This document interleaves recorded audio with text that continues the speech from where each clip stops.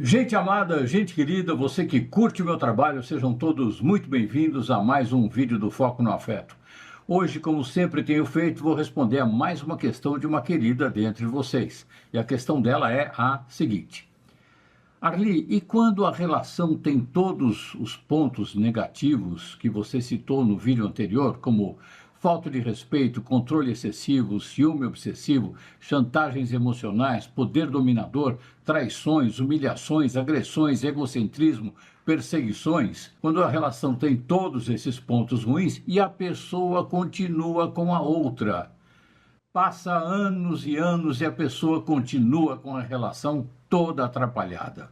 Minha cara, eu vou falar um pouco de cada uma dessas características ruins que os parceiros eventualmente têm e que as pessoas, algumas delas, não todas, ou a maioria, enfim, se submete por anos e anos a essas situações. Por que elas se submetem a essas situações por tanto tempo? Numa relação amorosa, por que uma pessoa se submete por muitos anos, por exemplo, à falta de respeito do parceiro? Em geral, é porque no começo nem sempre a pessoa reconhece que está sendo desrespeitada. São pequenos gestos que machucam, que vão se acumulando e bem devagar. Às vezes, por baixa autoestima, por carência ou por esperança de mudança, a pessoa se adapta e passa a chamar de normal aquilo que de fato nunca foi normal. Também há quem tenha crescido vendo esse tipo de relação e ache que amor tem que doer um pouco, por ilusão. O nome disso é um tanto de masoquismo. Respeito mútuo é o mínimo que uma relação amorosa saudável precisa ter. O respeito não é um prêmio que se ganha com esforço. Respeito é o ingrediente básico para a vivência amorosa. Acostumar-se ao desrespeito é perder-se de si mesmo. É um pouquinho por dia. Aí quando vai ver, a gente está odiando a si mesmo. O respeito que a gente recebe é o mesmo respeito que a gente tem por si mesmo.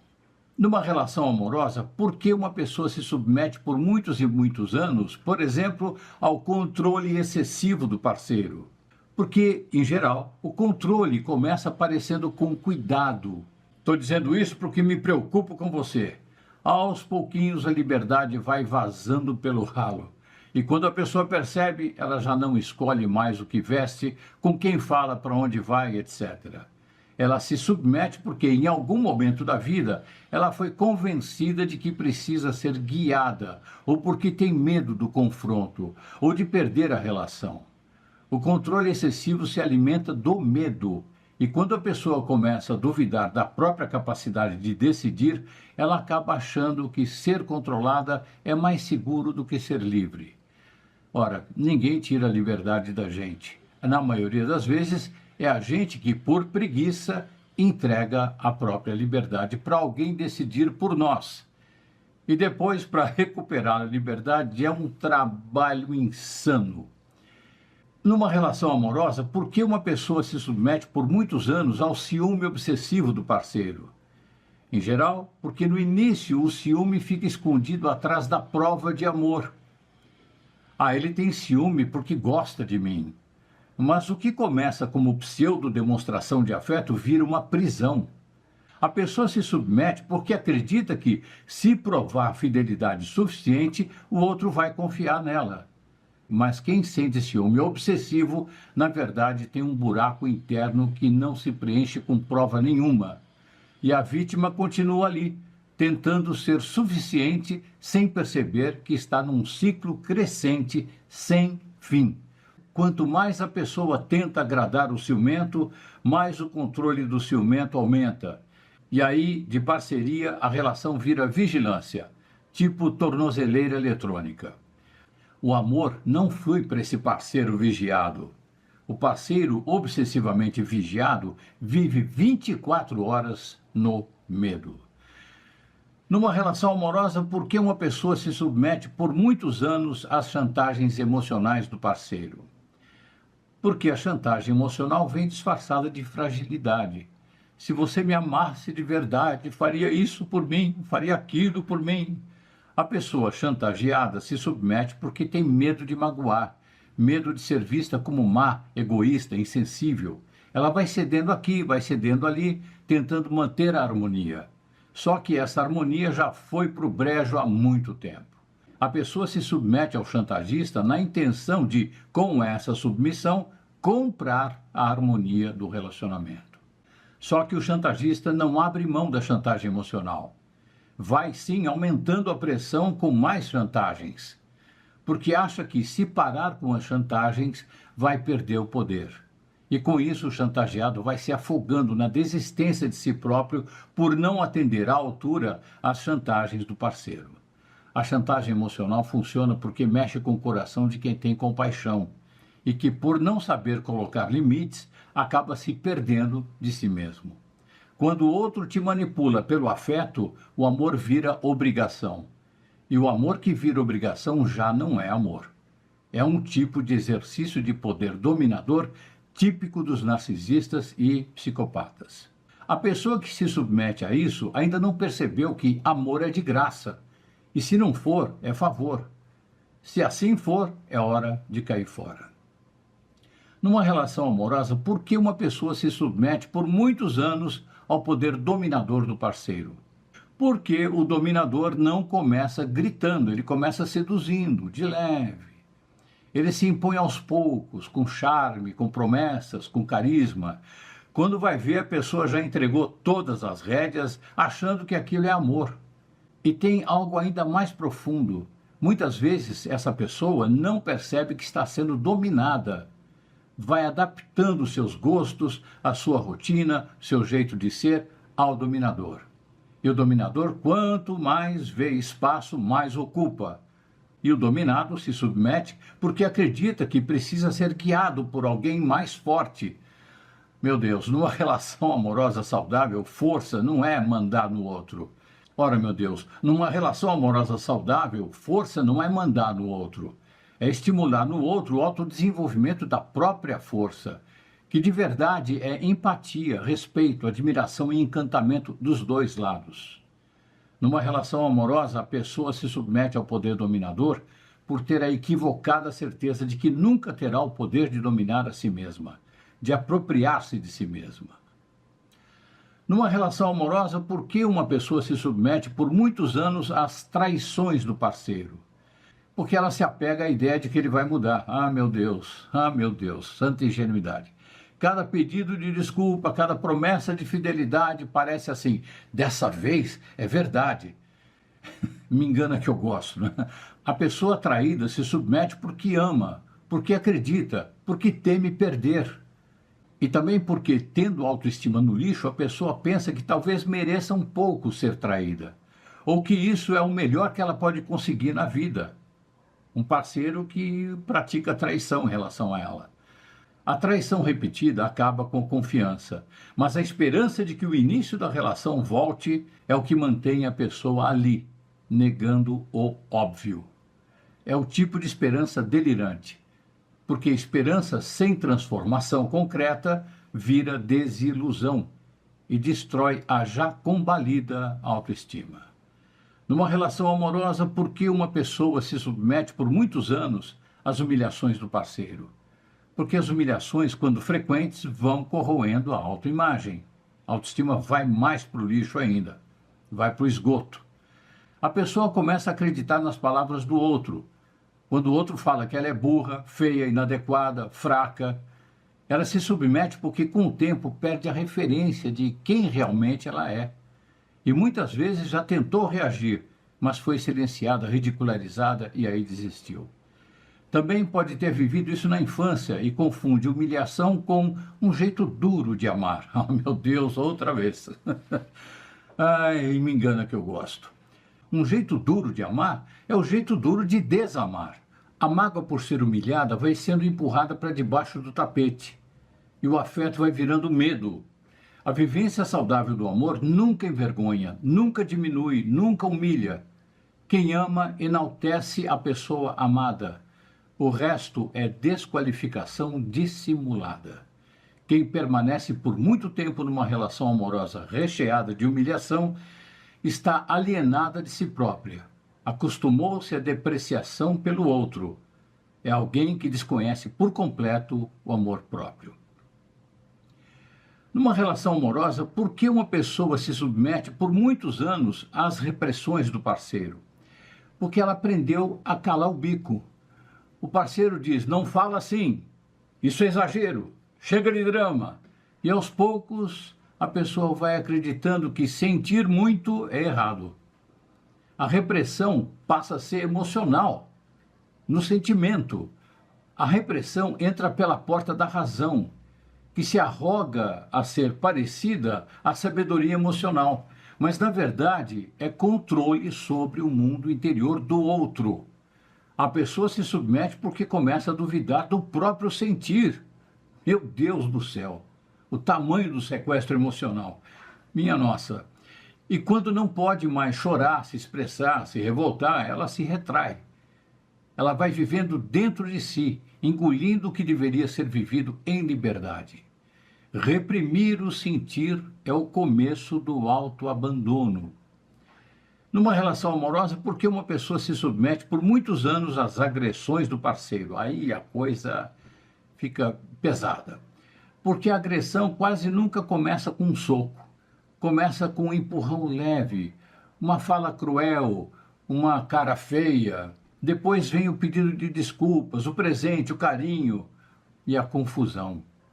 A pessoa se submete porque está emocionalmente envolvida e acredita que o parceiro pode mudar. Ah, ele não é assim. No fundo, ele é um amor. No fundo, não interessa. O que interessa é o que a pessoa exerce. Às vezes a vítima tem medo de deixar a relação e ser mal falada. Tem medo do julgamento, medo da solidão, medo de uma ameaça real. A violência, quando se repete, vai deixando a vítima anestesiada, desconectada dela mesma. Agressão não é falha de caráter, é crime. Repito, agressão não é falha de caráter, é crime. Essas pessoas precisam de ajuda, de orientação psicológica, jurídica, espiritual, policial e o que mais for recomendado por esses especialistas. Numa relação amorosa, por que uma pessoa se submete por muitos anos ao egoísmo do parceiro? Porque ela acredita que amar é se adaptar. O egoísta adora alguém que gire em torno dele mesmo. Por outro lado, a pessoa se submete porque, no início, o egoísta parece carismático, cheio de vida, decidido. Só que, aos poucos, tudo vai girando em torno das vontades dele. E a vítima vai se encolhendo. Ela deixa de fazer o que gosta, de expressar o que sente, só para não desagradar. Desculpe ter nascido, hein? Foi sem querer, escapou, foi só dessa vez, nunca mais se repetirá. É mais ou menos o que diz internamente essa vítima. E ainda houve que é egoísta quando tenta ocupar o seu próprio espaço pessoal. Meu Deus! E os anos vão passando. A relação com o egoísta é como viver numa casa onde só um tem espelho. Ora, a vivência saudável do amor não é se apagar para fazer o outro brilhar. É o respeito recíproco entre os parceiros.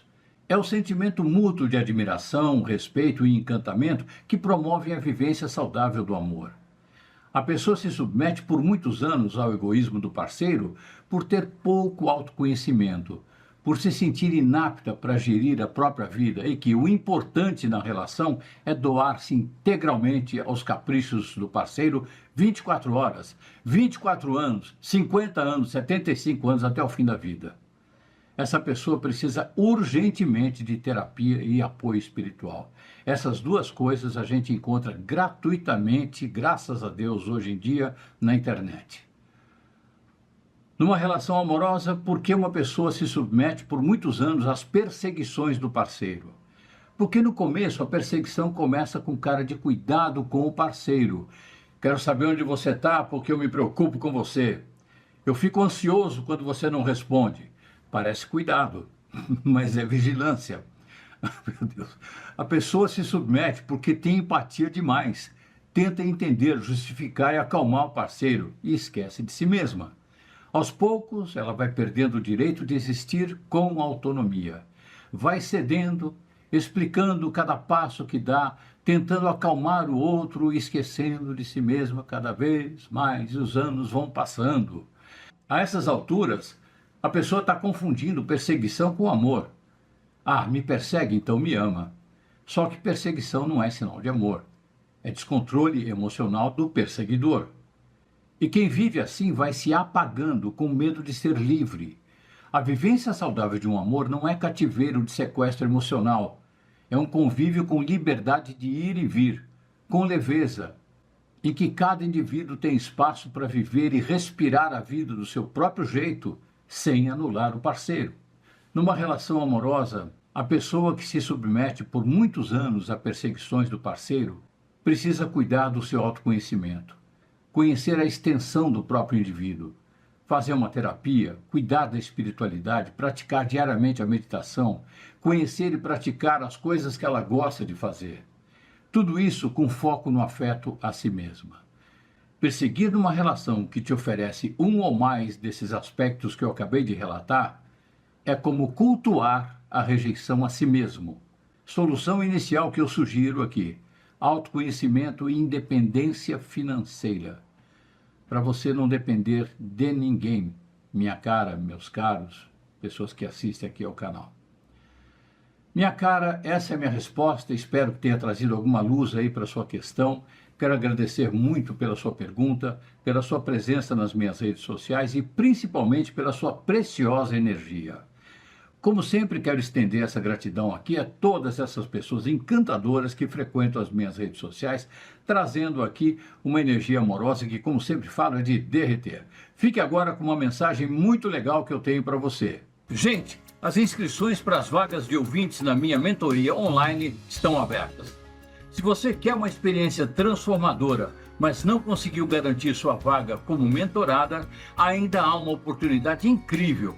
Você pode participar como ouvinte. Para participar como ouvinte, é preciso que você seja mulher e ter mais de 18 anos. O que significa ser ouvinte na minha mentoria online só para mulheres? Ser ouvinte na minha mentoria e grupo online é ter a chance de acompanhar todas as sessões ao vivo, absorver a energia do grupo e aprender com os atendimentos. Você não recebe atendimento direto, mas ganha muito conhecimento ao ouvir as questões das 10 participantes e as minhas orientações. Como funciona? São 4 domingos seguidos. Começa dia 18 de maio e termina no dia 8 de junho, sempre às 17 horas. Por que ser ouvinte pode ser muito proveitoso para você? Para o seu desenvolvimento pessoal. Ouvir os atendimentos e as minhas orientações pode trazer insights profundos sobre as suas próprias questões, mesmo sem que você seja diretamente atendida. A energia do grupo e os temas abordados ecoam em você de formas surpreendentemente proveitosas. Por que ser ouvinte pode ser muito proveitoso para você? Se você é terapeuta, coach, facilitadora ou trabalha com desenvolvimento pessoal, essa é uma oportunidade única para você observar de perto a minha dinâmica de atendimento, aprender com as minhas abordagens e aprimorar as suas próprias práticas. Participar como ouvinte é vivenciar um aprendizado profundo, terapêutico e transformador. Se o seu coração diz que é para você participar, garanta sua vaga agora. O link para você fazer a sua inscrição está na descrição desse vídeo aqui. Para mim, vai ser uma alegria imensa te ver lá. Boa meditação para nós, porque é ela que nos liberta. Foco no afeto.